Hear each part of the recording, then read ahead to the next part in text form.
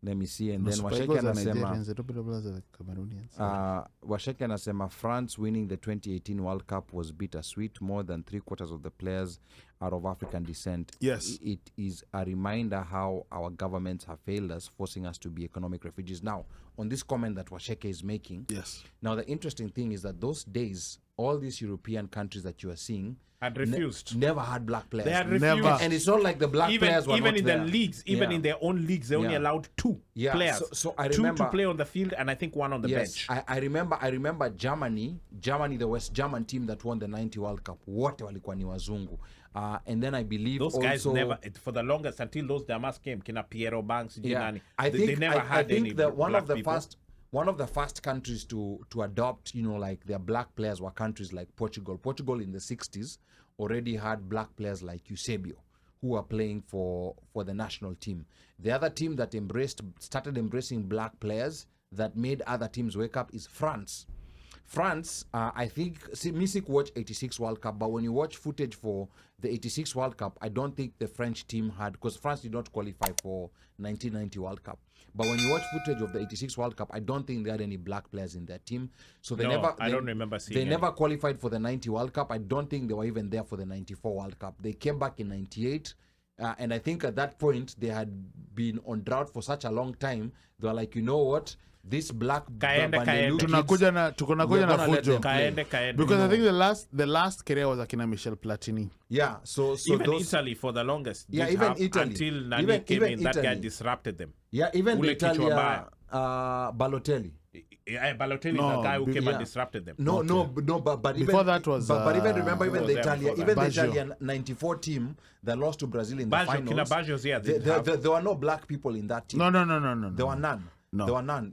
So to me, I think France was the first team, because when I was watching, when I was watching the '98 World Cup, I was still in high school. And I was surprised at watching France. Unajua kwanza guys who are doing French wa huko flossing nini atio. Yeah, you know the way guys who are doing French walikuwa wanajifanya ni kama washaishi pale. Boss, you're speaking to one. Yeah. You're speaking to one of them. I don't know why you're saying no, but I'm just saying, but when when I saw the first match that France played, I was like, what in the world? Because I never pictured that France had black players. On va jouer. I remember Thierry Henry. There was Marcel Desailly was there at that time. Wiltord was. I don't remember Wiltord in the '98 World Cup, but there were quite a number of black players in that '98 team. And I think when other European teams saw, like what France did with their black players, I think that's when the floodgates were open. And now you're allowed. You can. Yeah, they even changed their for the domestic leagues. Because I think Germany had one black player. I think in the '94, either '94 in the '98 World Cup, a guy called Asamoah. I think it was called Asamoah. Yeah. There was one black player. But I think after what they saw with France, were like, you know what? If we don't do this, we're going to lose in every other World Cup that we play. Yeah.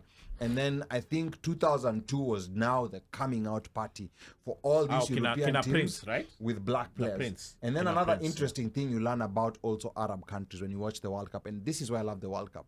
That's when you realize that those countries have so many black people. True. When you look at their teams, I'm talking about Saudi Arabia, I'm talking about Qatar. That's when you start seeing their black people. Very true. Even the North African countries. Yes. When the North African countries, na ni Warabu kabisa, ni Mabedouin. When you start looking at countries like Tunisia and Morocco, that's when you start realizing that these countries actually have black people. They just whitewash the image around the world. Egypt, I don't remember seeing black Egyptians. No, Egypt actually has black people. But I don't remember seeing them ever on their soccer team. Remember even the former president, the one before Hosni Mubarak, Anwar Sadat. Yes. Anwar Sadat was a black Egyptian. Yes, Anwar Sadat was a black Egyptian. He was assassinated. He was assassinated. Yeah. So that's so interesting that you have countries.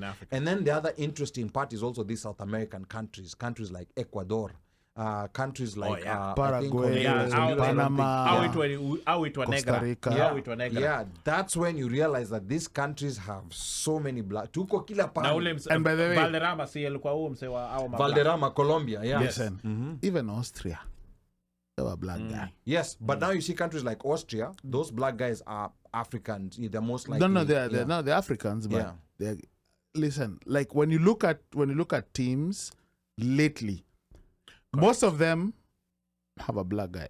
There are very few. They're very surprising. There are very few that don't. Very few that don't have.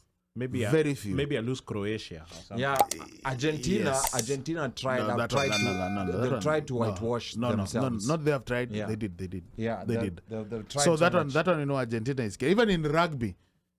When you watch. And even they're based on their history, they have tried to actually eliminate the black. Anything that is negro. Yeah. Wanafanya hutia. Kaende. Let me go through the comments, Joe. Go through the comments. Slayer anasema anaambia washeke, I will never forget how Zidane retired.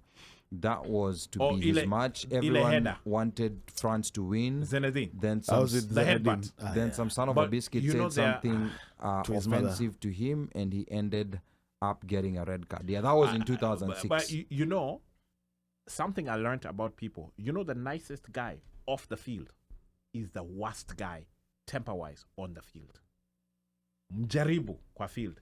Hiyo hedi lakini lingia poa. That guy, yani mtu ana switch. They switch and they become a totally different person. Utajua hujui madasoka. And they're the nicest guy when they're off the field. Watch a ref blows the whistle. Shwa na inge kwa field.